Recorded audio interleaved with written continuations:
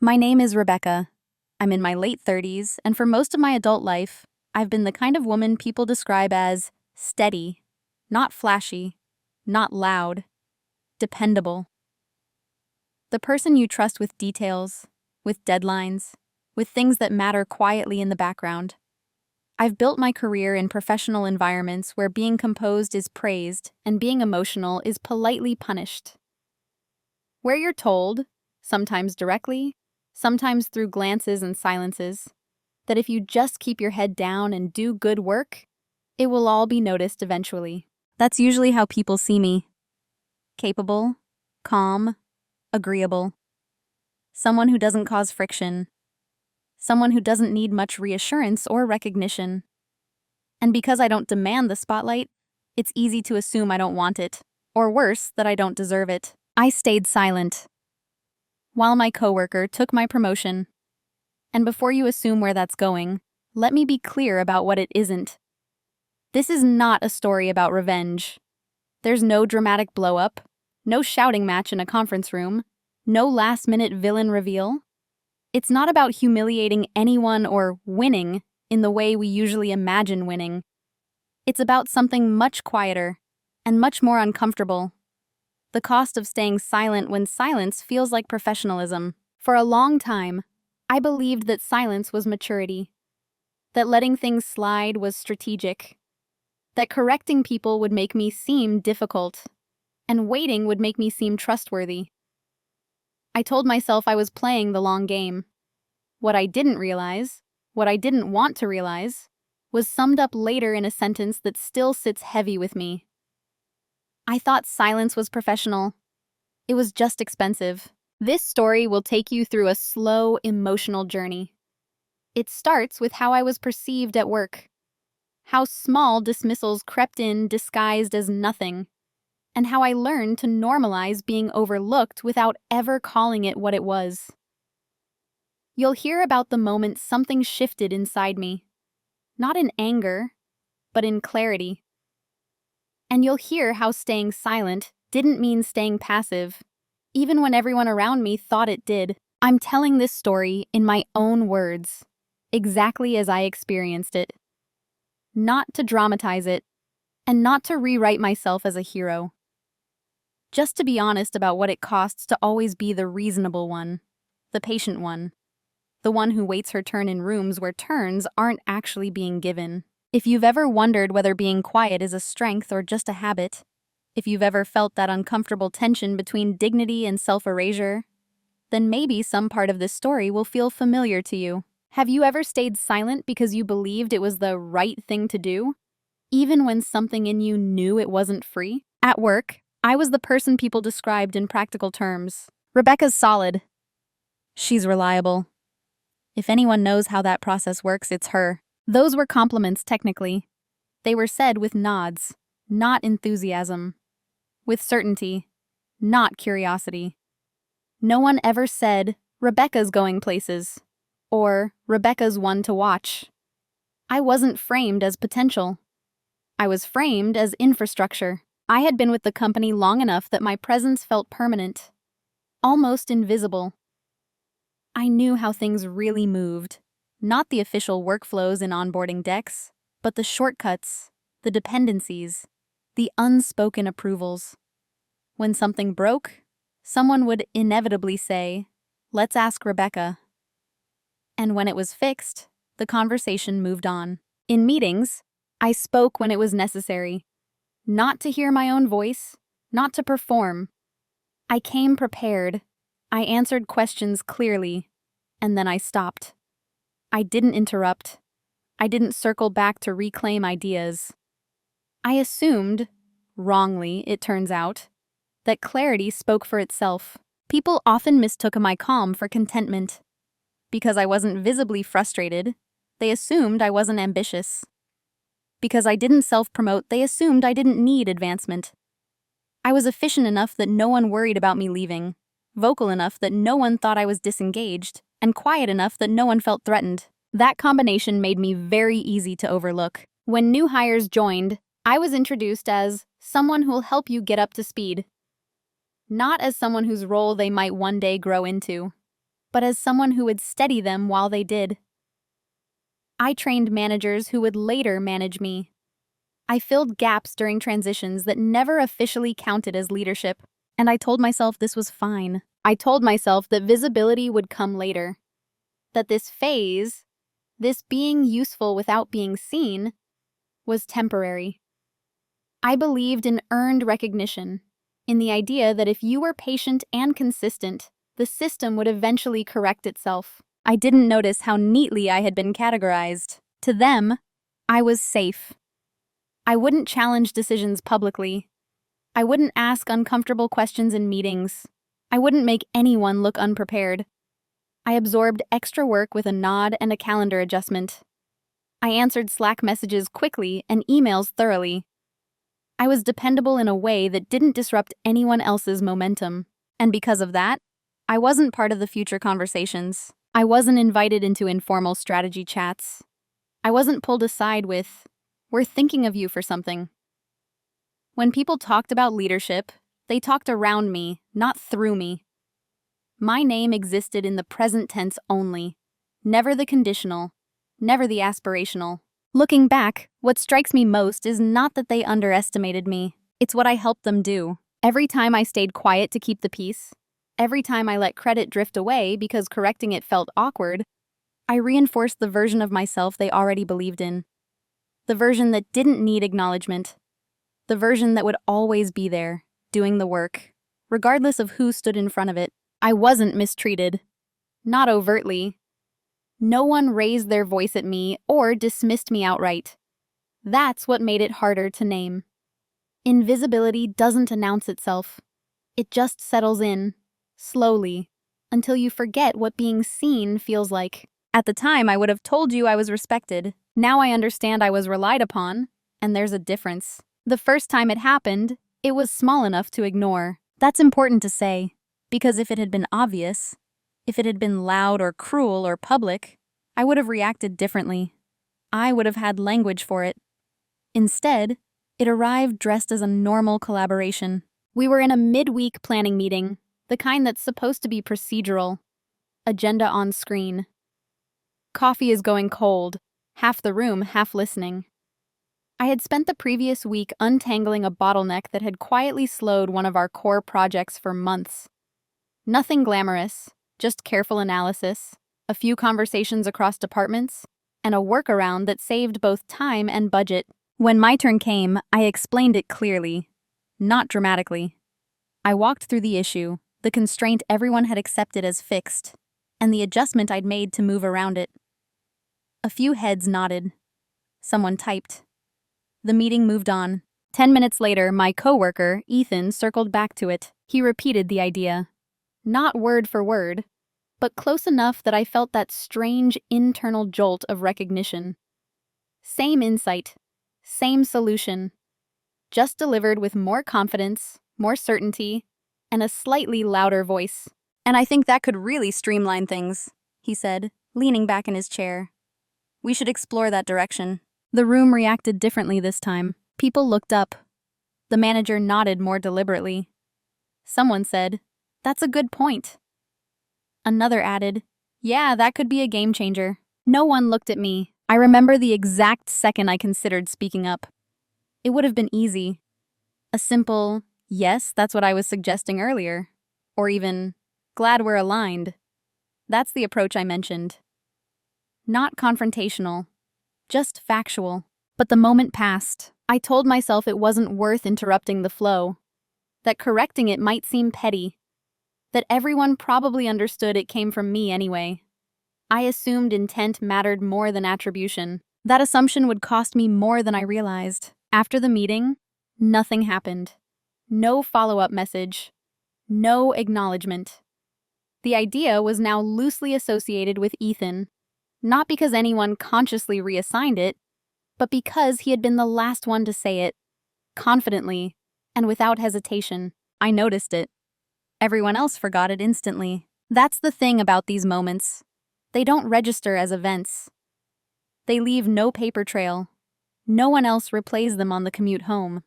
But they leave a mark on the person they happen to. I told myself it was a one-off. that Ethan hadn't done it intentionally, that he was enthusiastic, not opportunistic. I didn't want to assign malice where carelessness would do, so I stayed quiet. In the weeks that followed, the idea reappeared in conversation, always framed as something Ethan's been thinking about. I watched it get refined, discussed, and praised.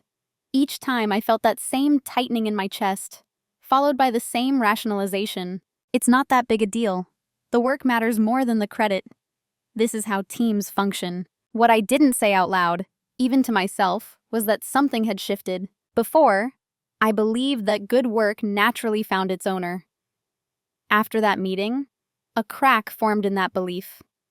A thin one, easy to plaster over with professionalism and patience, but there nonetheless. I didn't confront Ethan. I didn't bring it up with my manager. I didn't even change how I behaved in meetings. I continued exactly as before, convinced that consistency would protect me. Looking back, that was the real cut. Not the moment my idea was taken, but the moment I taught everyone, including myself, that it could be. After that first incident, I became very good at explaining things away. Not to other people. There was nothing to explain to them, but to myself. I developed a quiet internal language that smoothed over discomfort before it could harden into anger. It sounded mature, reasonable, professional. I told myself that collaboration was messy by nature. Those ideas overlap. That timing matters. That confidence often reads as leadership, whether or not it should. None of those things was untrue. But together, they formed a convenient shield against a truth I wasn't ready to face. The behavior didn't repeat immediately. That would have made it easier to name.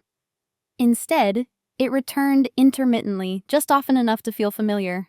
An observation I made in a meeting would resurface later in an email thread, attributed to a discussion Ethan and I had. A process I designed would be referenced as something the team decided, with his name attached when results were presented upward. My role remained technical, supportive, adjacent, never central. Each time I noticed, each time I stayed silent. What changed was not the behavior around me, but my threshold for it. The first time had surprised me. The second time confused me. By the third or fourth, I began to expect it. An expectation has a way of dulling reaction. I started editing myself preemptively.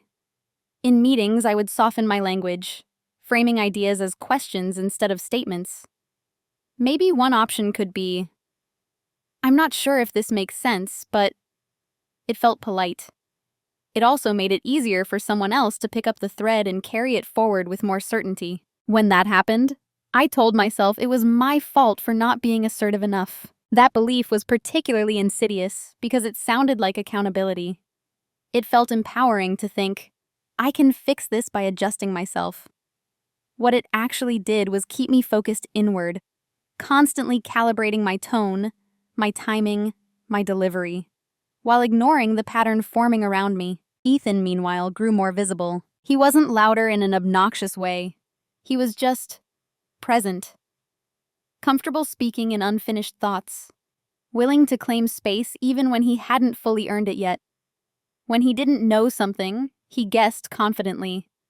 When he did know something, often because I had explained it to him, he stated it as fact. Management responded well to that energy.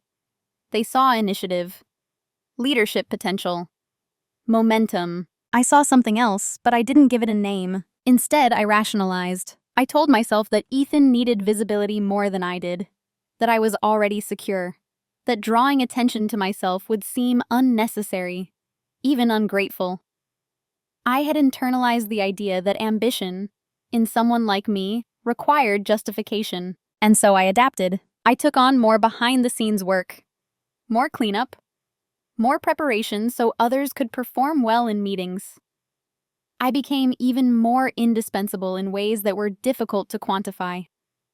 When deadlines were met, it was the team. When strategies were praised, it was strong leadership.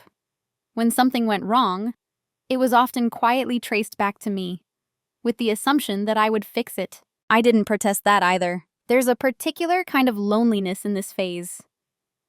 Not the kind that comes from being excluded, but the kind that comes from being included in everything except recognition. You're always in the room, always part of the conversation, and yet somehow never the subject of it. The most dangerous part was how normal it began to feel. I stopped feeling the initial sting. In its place was a low, steady ache, manageable, ignorable. I told myself this was adulthood, that work wasn't about validation. I was lucky to have stability, respect, and trust. And I did have those things. What I didn't have was authorship over my own contributions. By staying quiet, by choosing peace over precision, I was slowly consenting to a version of myself that others found convenient. Not because they asked me to, but because I never corrected them. The disrespect wasn't loud enough to demand confrontation. It was subtle enough to invite accommodation. And I accepted that invitation again and again, until accommodation began to look like agreement. I didn't realize it at the time, but this was the moment the narrative about me had settled. I was no longer someone whose work spoke for itself. I was someone whose silence spoke for me. Roles don't usually arrive with announcements. No one sat me down and said, "This is who you are now." There was no memo, no title change, no explicit boundary drawn. The role I was assigned emerged gradually, through repetition, expectation, and my own cooperation. I was the reliable one, not the visionary, not the rising leader. The reliable one, the person you loop in when things are fragile, when details matter, when failure would be inconvenient. The person you trust not to make noise. Once I saw it, I couldn't unsee it. In meetings, I was asked to sense-check ideas that others proposed, to flag risks, refine timelines, and identify dependencies. My input was valued, but only as a filter, not as a source. I was there to make sure things didn't go wrong, not to decide where things should go. When leadership opportunities came up, they were framed in a particular way around me. "Rebecca's great where she is. She's the glue." We couldn't afford to lose her in that role. On the surface, these sounded like praise. Underneath, they functioned as containment. I was too useful to move, too stable to promote. My competence had become a reason to keep me exactly where I was. Ethan's role, by contrast, was fluid. He was allowed to experiment, to pitch half-formed ideas, to step into visibility even when he stumbled. His mistakes were framed as learning curves. Mine, when they happened, were framed as anomalies. Surprising, concerning, in need of quiet correction. I noticed how often people deferred to him in discussions that touched areas I knew more deeply. I noticed how easily his confidence filled the space I had vacated, and I noticed how no one questioned it, because from the outside, the story made sense. He looked like a leader. I looked like support. The most unsettling realization was that I had helped script this dynamic by absorbing extra work without renegotiation, by correcting issues privately instead of publicly, by prioritizing harmony over authorship. I had made it very easy for others to step forward, because I was always stepping back. There's a particular invisibility that comes from being the one who can handle it. People stop asking how you're doing. They stop imagining you elsewhere. They stop worrying about your trajectory, because you seem settled, even when you're not. At one point during a performance review, my manager told me, "You're incredibly dependable. You don't need much direction." It was meant as a compliment. I smiled. I thanked her. What I didn't say was that I needed direction because I wanted to grow. That I needed a challenge, not just trust. That being left alone wasn't the same as being supported. But that wasn't the role I had been given. I was the stabilizer, the quiet constant, the person whose ambition, if it existed, was assumed to be modest.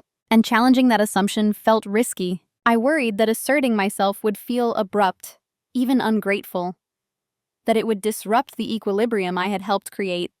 There was a subtle pressure to remain consistent, not just in performance, but in personality. So I complied. I continued to show up prepared, composed, and careful. I maintained the image that had been built around me, even as it grew increasingly misaligned with who I was becoming inside. The cost of that misalignment didn't show up all at once. It accumulated in small moments, hesitations, swallowed sentences, opportunities I didn't reach for because they didn't seem meant for me. I hadn't been pushed into a corner. I had been gently guided into one, and I stayed there longer than I should have, because I believed that stepping out would require permission I didn't know how to ask for. The day something shifted didn't look important from the outside. There was no argument, no revelation delivered in a single sentence, no dramatic injustice that forced my hand. In fact, if you had been watching me that day, you would have seen the same thing everyone else always saw. Me listening, taking notes, nodding at the right moments. The shift happened internally, in a space no one else had access to. It was during a quarterly review meeting with senior leadership, one of those sessions where outcomes are summarized and future direction is discussed in broad strokes. I was there because I always was. My role was to provide context if needed, to clarify operational details, and to answer questions if they came up. Ethan was presenting. He stood at the front of the room, confident, relaxed, clicking through slides that looked familiar. Not because he had stolen them outright, but because I recognized the structure, the framing. The logic of the process changes is being highlighted. They were mine.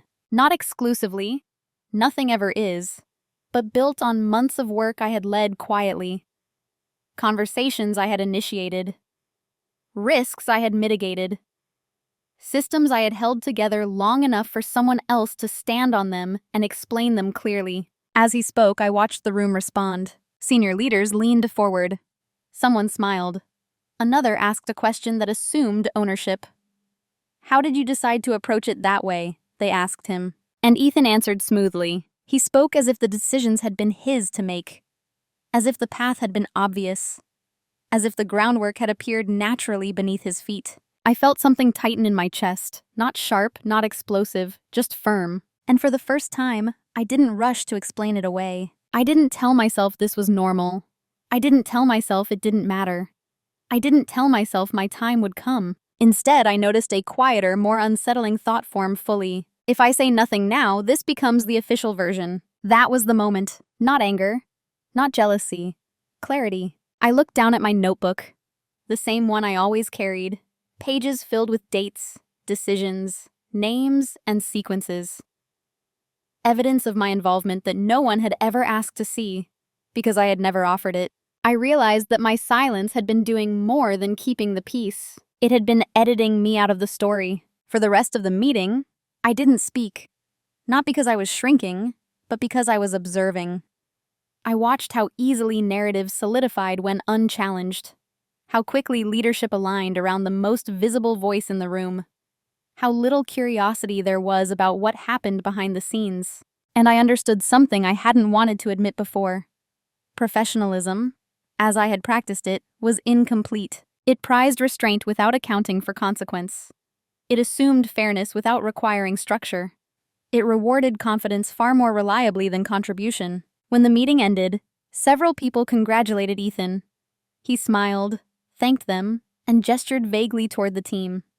"Couldn't have done it without everyone," he said. Everyone. I gathered my things and left the room quietly, just as I always did. But the person walking out was not the same one who had walked in. That evening, I didn't vent. I didn't call a friend to complain. I didn't draft an email in my head that I would never send. I sat with the discomfort. I replayed the pattern.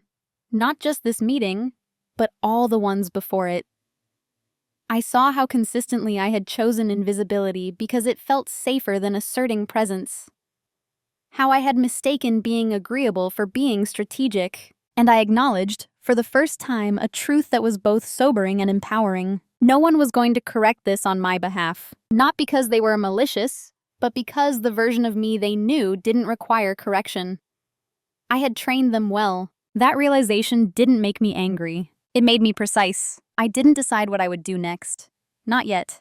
But I did decide one thing with absolute certainty. Whatever silence I chose from this point forward would be deliberate. And that changed everything. After that meeting, something subtle but important changed in how I held my silence. Before, It had been reflexive, automatic, a default setting shaped by years of conditioning and reinforced by praise for being easy to work with. I stayed quiet because it felt safer, because it preserved harmony, because it kept me from being misunderstood. Now silence required intention. I didn't announce any shift. I didn't suddenly become outspoken or confrontational. From the outside, nothing about my behavior would have registered as different. I still attended the same meetings. I still delivered on the same deadlines. I still spoke when asked. What changed was the internal calculus. I stopped offering context preemptively. I stopped filling in gaps before they were noticed. I stopped rescuing conversations from ambiguity. When someone made an assumption based on incomplete information I had previously supplied automatically, I let it sit. Not out of spite, but out of observation. I wanted to see what happened when I didn't smooth the edges. What happened was instructive. Decisions slowed. Questions multiplied. Small errors surfaced that I had once prevented quietly. And instead of rushing in to correct them behind the scenes, I documented them. Carefully, neutrally, with dates and outcomes. People mistook this silence for withdrawal, for passivity. I heard it in the tone of follow-up messages. Just checking in. Wanted to make sure you're aligned. Let us know if you have any concerns. I had concerns. I just wasn't donating them for free anymore. Ethan, in particular, seemed to interpret my restraint as deference. He stepped more confidently into spaces I had vacated, offering opinions with less grounding than before. Where I once would have quietly course-corrected him, I now let his suggestions stand on their own. Management noticed the increased friction, but not its source. They assumed it was complexity, or growth pains, or external pressure. No one traced it back to my absence in the background, because no one had fully understood how much weight I had been carrying there. This was the paradox of my position. I was invisible when present, but my absence created ripples. I still didn't speak up to claim credit. Not yet. That wasn't the point. The point was to understand the system I was operating in, how narratives formed, how decisions hardened, how accountability flowed. And the more I watched, the clearer it became. Silence, in this environment, was never neutral. When I had been silent before, others filled the space with assumptions that benefited them. When I was silent now, I was watching those assumptions collide with reality. I started organizing my work differently, not to show off, but to prepare. I kept records of what I owned versus what I supported. I tracked where decisions originated and where they were presented. I noted which contributions were visible and which were quietly absorbed. This wasn't about revenge. It was about accuracy. Emotionally, I felt calmer than I had in months. There was relief in no longer performing agreeableness, in no longer managing other people's comfort at the expense of my own clarity. And there was power, quiet, steady power, in realizing that I had more leverage than anyone suspected. People underestimate silence when they assume it's born of fear. They don't realize how dangerous it can be when it's born of awareness. By choosing when not to speak, I was finally listening to the system, to the patterns, to myself. And what I heard was unmistakable. I didn't need to demand recognition. I needed to decide how and when to re-enter the narrative. And that decision was already taking shape. While everyone else continued as usual, I began preparing in ways no one thought to watch for. Preparation, in my case, didn't look dramatic. There were no secret meetings, no whispered phone calls, no sudden shifts in loyalty. I didn't isolate myself or signal discontent. I stayed exactly where I was, calm, competent, unremarkable. That was the advantage. People only monitor what they think might move. And no one thought I was moving. What they didn't notice was how systematically I had begun to separate my value from the role I had been assigned. For years, my work lived everywhere and nowhere. I supported multiple projects, bridged teams, and filled gaps that were never formally documented. That made me indispensable in practice, but replaceable on paper. I had allowed my contributions to blur into the background of team effort. I started reversing that, not by hoarding information, but by clarifying ownership. I updated the documentation to reflect decision points and responsible parties. I followed up meetings with written summaries that clearly attributed actions, without commentary, without emotion. Based on our discussion, I will be responsible for X. Ethan will lead Y. Simple, accurate, hard to argue with. I reviewed past projects and reconstructed timelines, not to rewrite history, but to preserve it. Dates, dependencies, emails, Slack threads, approvals, patterns. I wasn't building a case against anyone. I was building a record of reality, and I did it quietly. At the same time, I began learning things that weren't required of me. Areas adjacent to my role that touched budget, compliance, and long-term planning. I asked questions that sounded like curiosity, not ambition. I scheduled conversations framed as alignment, not positioning. People are generous with information when they don't feel threatened by your trajectory. What surprised me most was how much institutional knowledge lived only in my head, and how fragile that made the organization. I had been the connective tissue for so long that entire workflows assumed my presence without acknowledging it. I stopped correcting that assumption. When someone asked, "Is this how it's always done?" I answered honestly, "This is how I've been handling it." Subtle difference.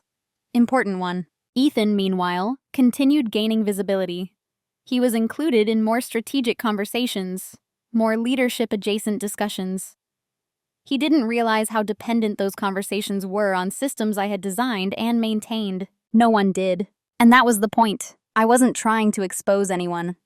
I was letting the structure reveal itself. There's a misconception that power requires dominance. In reality, power often comes from understanding how things actually work and how little redundancy exists beneath confident presentations. I documented risks I had previously absorbed. I flagged dependencies that had been managed informally. I clarified which decisions were reversible and which weren't. All of this was framed as diligence, which it was. What they never noticed was that I was also repositioning myself from invisible support to irreplaceable authority, without asking for permission. Emotionally, this phase was surprisingly quiet. There was no adrenaline rush, no sense of triumph, just focus. I wasn't angry at Ethan. He was playing the role the system rewarded. I wasn't angry at management either. They were responding to what they could see. What I was done with was being unseen by default. The more I prepared, the clearer my options became. I could confront the issue directly and risk being labeled disruptive. I could continue as before and accept the cost. Or I could let the truth emerge in a way that didn't require performance. That last option was the most demanding. It required patience, precision, and the discipline to let others misunderstand me for a while. I was no longer trying to prove my worth. I was positioning it where it couldn't be ignored. The realization didn't arrive as a surge of excitement. There was no moment where I leaned back in my chair and thought, "I've got them." No sense of victory. What came instead was something far more sobering. A quiet, unmistakable clarity about where the real leverage sat, and how casually I had been carrying it for years. It happened late one evening, long after most people had logged off. I was reviewing documentation for a project that had recently run into trouble. Leadership was confused about why timelines were slipping. Ethan had been asked to take a closer look and report back. I had already seen the issue weeks earlier, but this time, I didn't fix it automatically. Instead, I traced it. I followed the decisions backward. Not just the final ones, but the small approvals, the informal agreements, the quiet exceptions.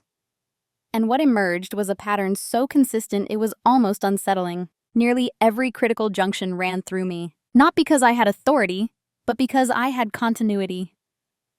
I was the one who remembered why something existed, what had been tried before, what constraints were real and which were assumed.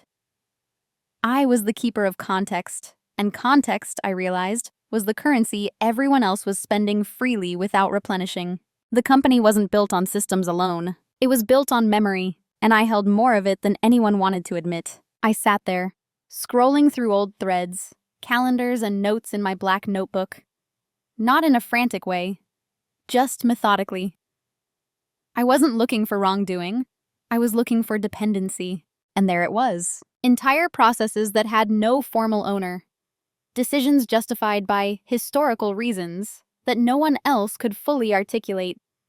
Risk mitigations that existed only because I had quietly maintained them. I hadn't hidden this work. I had simply never framed it as leverage. That night, something settled into place. I understood that I didn't need to accuse anyone of taking my promotion. I didn't need to argue about intent or fairness. The system itself was already telling the truth, just not out loud. Ethan could present outcomes. He could speak confidently about direction.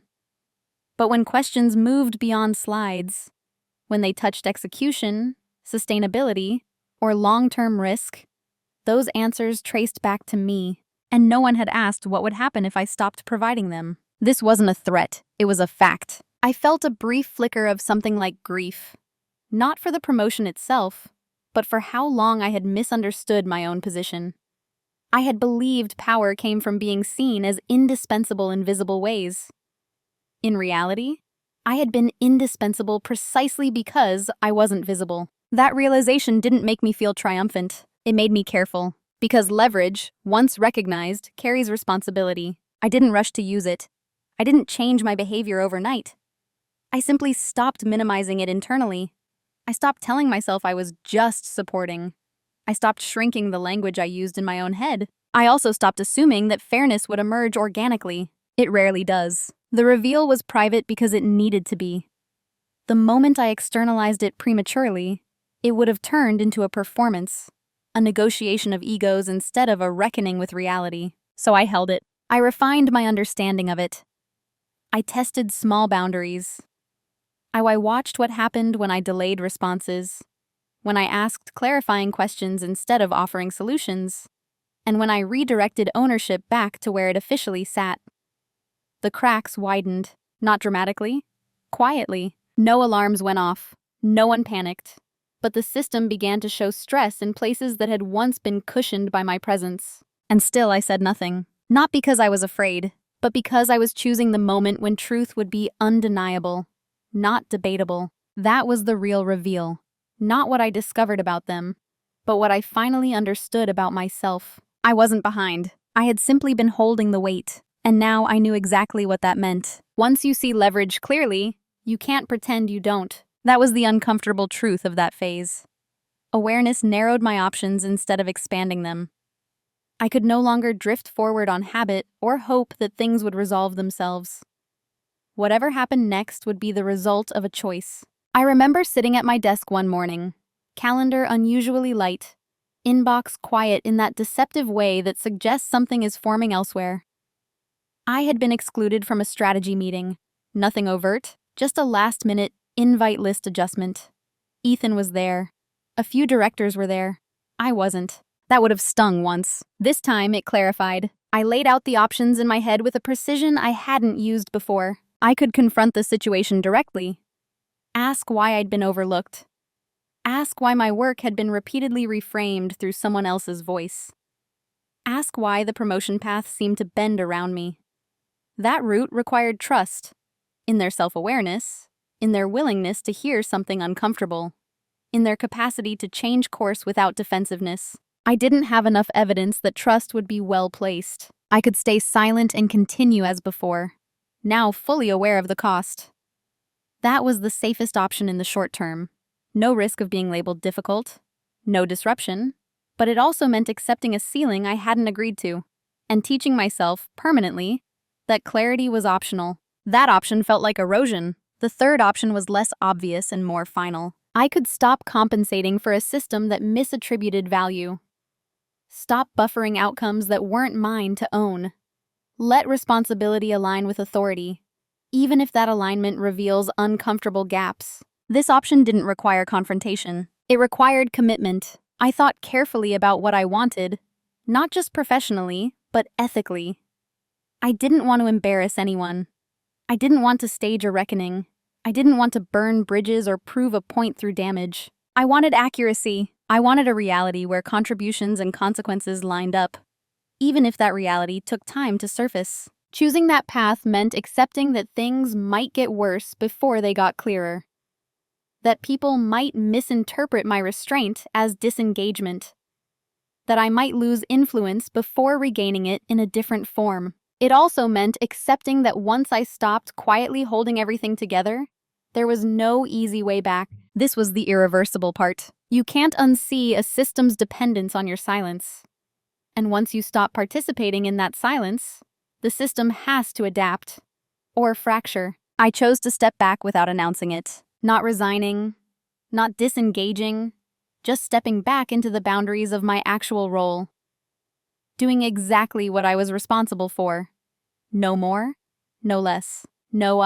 I redirected questions that weren't mine to answer. I deferred decisions that weren't mine to make. I stopped anticipating needs that hadn't been expressed. Each action was defensible, reasonable, documented, and together they formed a shift no one could argue with. Because I wasn't doing anything wrong. Emotionally, this was the hardest part. There's a deep discomfort in watching problems you could solve unfold slowly, knowing that stepping in would restore equilibrium instantly. It feels like neglect, even when it isn't. It feels like letting people fail, even when what you're really doing is letting accountability land where it belongs. I reminded myself daily, this is not punishment, this is alignment. By the end of that week, I felt a strange calm settle in. Not relief, resolve. Whatever happened next, I would no longer be complicit in my own erasure. And that decision, once made, quietly closed every other door. From the outside, nothing looked different. That was the strange part. There was no announcement, no visible shift in posture or tone. I still arrived on time. I still responded professionally. I still delivered what I was explicitly responsible for. If anyone had been asked whether Rebecca was acting differently, most would have said no. And yet, everything was changing. Moving in silence doesn't mean doing nothing. It means doing only what is yours to do, and letting the absence of everything else speak for itself. The first changes showed up in small, almost unnoticeable ways. A meeting ran 10 minutes over because no one had clarified a dependency I used to resolve in advance. A document stalled because approvals weren't aligned, and I didn't step in to broker them informally. A DA decision was made without understanding the downstream impact, and I documented the risk instead of quietly fixing it. One of these moments caused alarm. They caused mild inconvenience, confusion, follow-up.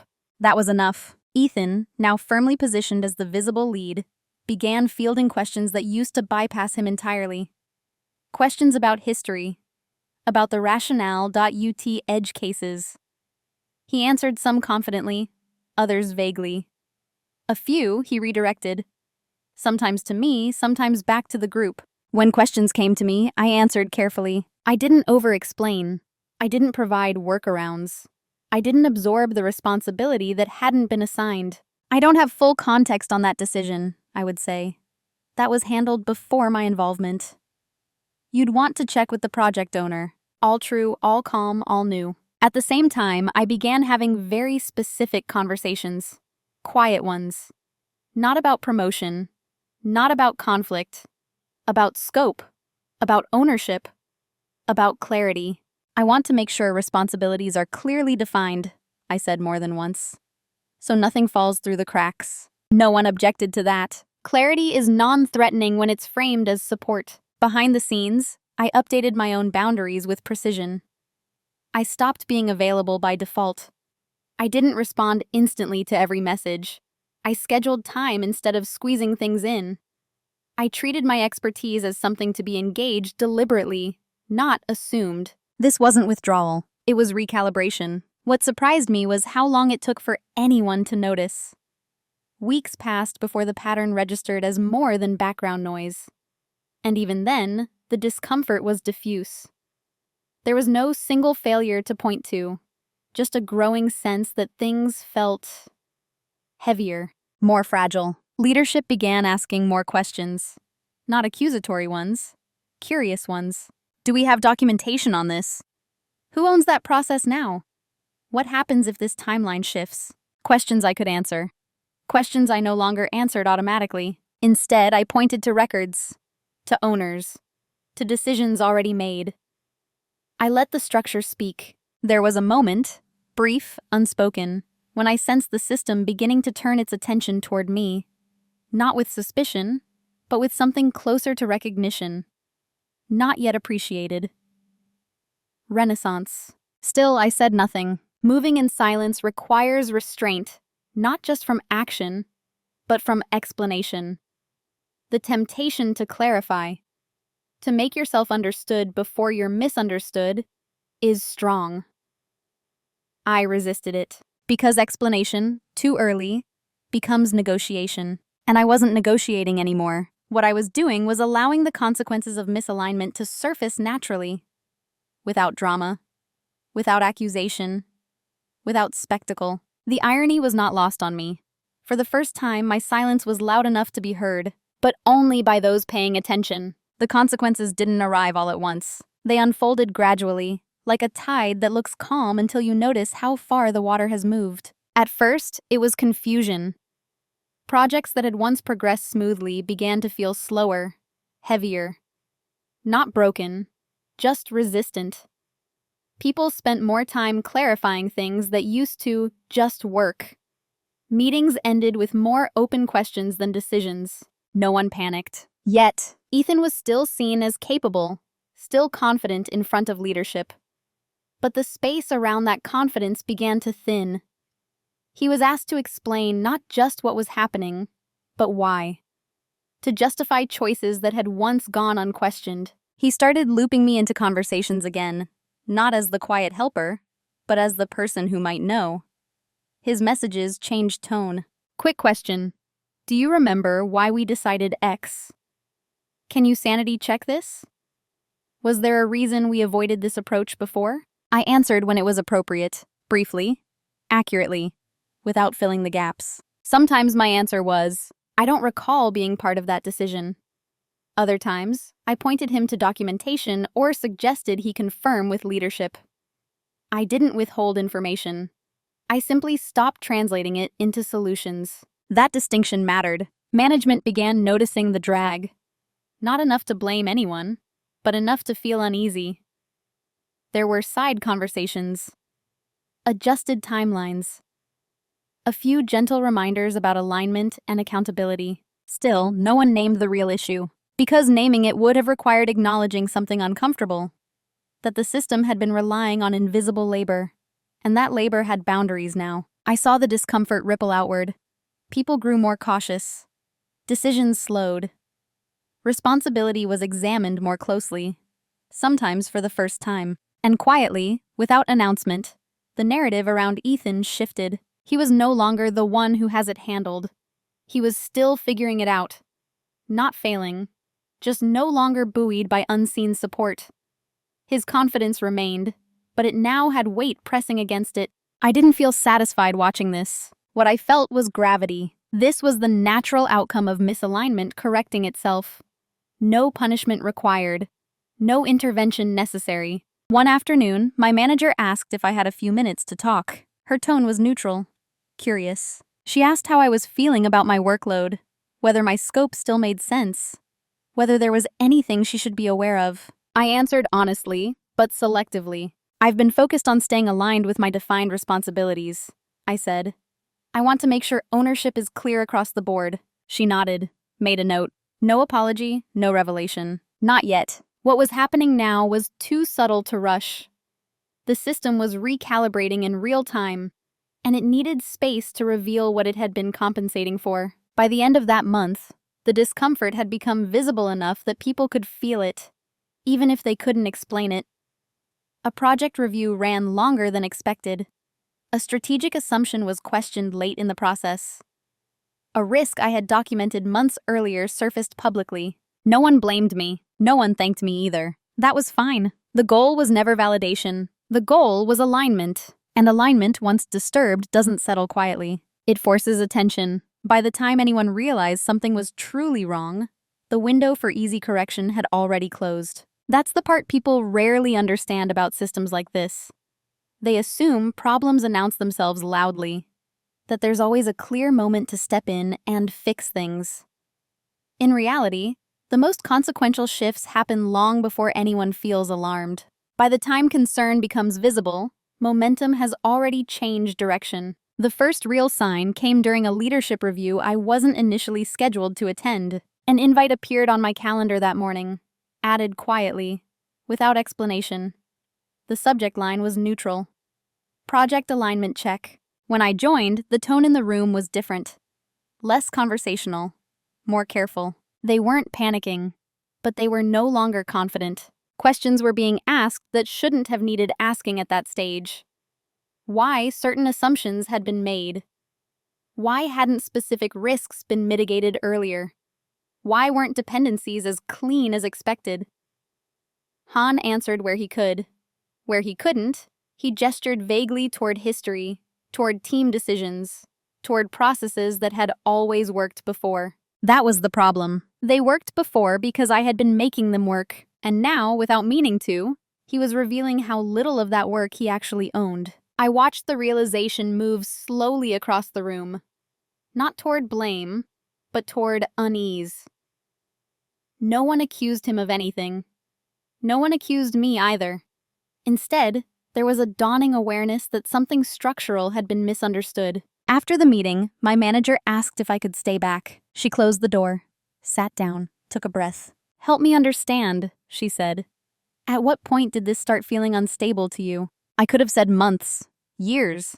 I could have explained everything, the missed attributions, the blurred ownership, the quiet reliance. I didn't. Instead, I answered precisely. "I flagged these risks when they first appeared," I said, sliding my notebook slightly forward.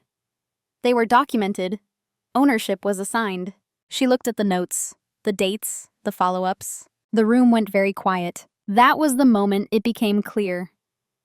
This wasn't a misunderstanding that could be smoothed over with reassurance. The record existed. The pattern was visible. The cost of ignoring it had already been paid. Too late to fix it quietly. Too late to pretend it hadn't happened. From that point on, conversations changed tone. Not confrontational. Careful. Legal language crept in. Accountability was discussed explicitly. Roles were revisited. Ethan wasn't punished. That's important to say. He wasn't humiliated or blamed. But the confidence that had carried him was gone. Not because he lacked ability, but because the structure that had amplified it was no longer intact. He stopped speaking for the system. The system began speaking for itself. I was asked, formally now, to clarify my scope. To outline what I have been responsible for historically. Advise on how to prevent similar gaps going forward. Advice, not rescue. I gave it. What struck me most was how quickly people wanted a resolution once they understood the stakes. How eager they were to rewind, to rebalance, to make things right. But systems don't rewind. They adapt forward. The version of me who quietly absorbed everything no longer existed. And the version of them who assumed I always would had to adjust. No one said, "We should have listened sooner." They didn't have to. The silence where that sentence belonged was loud enough. The confrontation, when it finally came, didn't feel like a confrontation at all. There was no raised voice, no accusation, no dramatic clearing of the air. Just a closed door, 2 chairs, and a conversation that arrived late but inevitable. It was Ethan who asked to speak with me. He sent a brief message. "Do you have a few minutes today?" Polite, neutral, careful. When we sat down, he didn't start defensively. He looked tired, thoughtful, less certain than I had ever seen him. "I want to understand something," he said. "At what point did things change?" I took a moment before answering. Not to compose myself, I was calm, but to choose precision over explanation. "They didn't change suddenly," I said. "They became visible." He frowned slightly, not in disagreement, but in processing. He told me he hadn't realized how much I had been carrying. That he thought we were aligned. That he assumed if something was important, I would speak up. There it was. The assumption. I didn't challenge his intent. I didn't need to. Instead, I spoke about patterns, not people. "I used to believe that too," I said. That if I stayed professional and consistent, things would sort themselves out. What I learned is that silence doesn't stay neutral for long. It gets interpreted. He nodded slowly. I told him I wasn't angry. that I didn't think he had set out to undermine me. That this wasn't about blame. It's about authorship, I said, and alignment.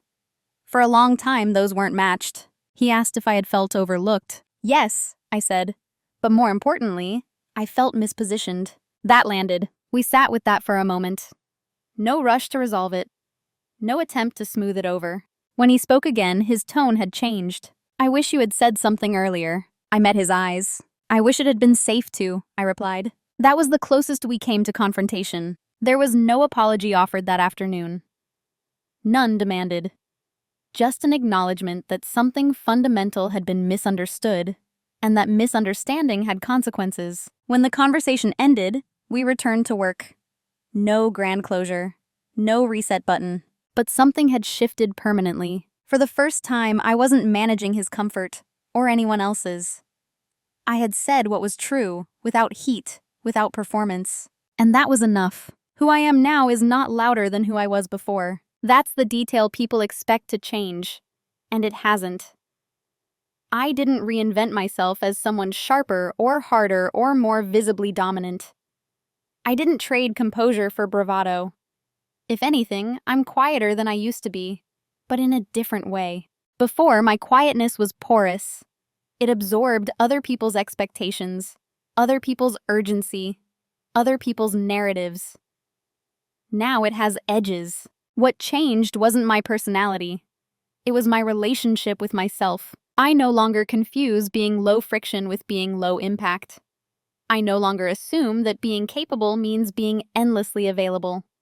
I no longer believe that restraint, by itself, signals integrity. Integrity requires alignment. These days, when I speak, it's because there's something specific to say. Not because silence feels safer. And when I don't speak, it's because I've chosen not to. Not because I'm hoping someone else will fill in the truth on my behalf. At work, my role is clearer now. Not because I demanded a spotlight, but because the boundaries around my contribution exist in writing, in scope, in expectation. People know what I own, and what I don't. They come to me deliberately, not reflexively. That shift changed how I see leadership. I used to think leadership was about visibility, confidence, and the ability to hold a room. I understand it's about authorship, about being able to trace decisions back to the people responsible for them, about creating systems that don't rely on silent labor to survive. I didn't win anything in the dramatic sense. There was no announcement that corrected the past. No moment where someone said, "You were right all along." And I don't need that now. What I gained was agency. I trust myself to notice when something feels off, and to act before that discomfort calcifies into resignation. I trust myself to name misalignment early, even if it's awkward. Especially if it's awkward. The promotion I stayed silent through taught me something more valuable than the title ever could have. That waiting to be recognized is not the same as being patient. One preserves your dignity. The other erodes it. I'm still calm, still thoughtful, still measured, but I'm no longer invisible to myself. And that has changed every room I walk into, even when no one else can quite articulate why. For a long time, I believed that professionalism meant endurance. That if I could tolerate discomfort quietly, without complaint, without correction, it would eventually be rewarded. That dignity lived in restraint, and that speaking up too soon was a kind of failure of character. What this experience taught me is more complicated. Silence is not inherently noble. It doesn't automatically make you mature, or ethical, or above the mess. Silence is a tool, and like any tool, its impact depends on how and why you use it. I stayed silent while my coworker took my promotion, not because I lacked awareness, but because I overvalued harmony and undervalued authorship. I thought that if I remained composed, the system would remain fair. It didn't. Systems don't reward quiet truth. They reward visible clarity. When clarity is missing, someone else will supply it. And the story that forms around that clarity will harden quickly. I don't regret being calm. I don't regret being thoughtful. And I don't regret choosing not to retaliate, humiliate, or dramatize what happened. C choices kept me aligned with who I am. What I do regret is how long I equated silence with professionalism, without examining the cost. Because the cost was real. It showed up in lost momentum, in misattributed work, in opportunities that passed without ever seeing my name. And once I understood that cost, I understood something else just as important. Silence that protects others at the expense of yourself is not integrity. It's self-erasure. The shift didn't come from becoming louder. It came from becoming more precise. From choosing when to speak, when to document, and when to step back so that reality could reveal itself without my intervention. There was no villain in this story, no single moment of betrayal, just a slow accumulation of assumptions, left unchallenged long enough to feel natural. And there was no dramatic victory at the end, just alignment. Alignment between what I contributed and how it was understood, between what I tolerated and what I valued, between the person I appeared to be and the person I actually was. If there's a takeaway here, it's not that you should speak up at every slight, or that silence is weakness, as that silence should never be accidental. If you are quiet, let it be intentional. If you are patient, let it be chosen, not imposed by fear or habit. And if something feels off for a long time, trust that feeling enough to examine it before it becomes expensive. I'm curious to know, have you ever stayed silent in a professional or personal situation because it felt like the right thing to do, only to realize later that it cost you more than you expected? If you're comfortable sharing, I'd love to read your experience in the comments.